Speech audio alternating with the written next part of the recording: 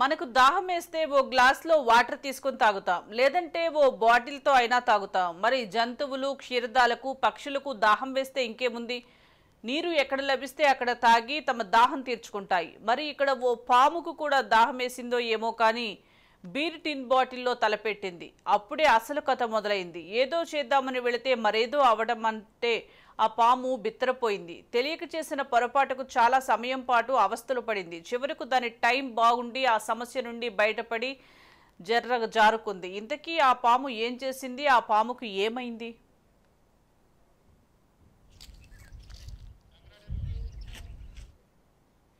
కొందరు వ్యక్తులు అడవి మార్గంలో వెళ్తున్నప్పుడు రోడ్డుపై కనిపించే కోతులు, జంతువుల కోసం పళ్ళు, ఇతర ఆహార పదార్థాలు పడేస్తారు. నీళ్ల బాటిళ్లను కూడా వదిలేస్తూ ఉంటారు. వీటి ద్వారా ఆయా జంతువులు తమ ఆకలిని, దాహార్తిని తీర్చుకుంటాయి. అయితే జగిత్యాల జిల్లా కోడిమ్యాల మండలం నల్లగొండ శివారులో ఓ పాముకు దాహమైందో ఏమో కానీ రైతు వేదిక ఎదురుగా ఉన్న మైదానంలో మందుబాబులు తాగి పడేసిన బీర్ టిన్లో తలదూర్చింది. మళ్లీ ఆ తలను బయటకు తీసేందుకు పాము ప్రయత్నించగా అస్సలు రాలేదు.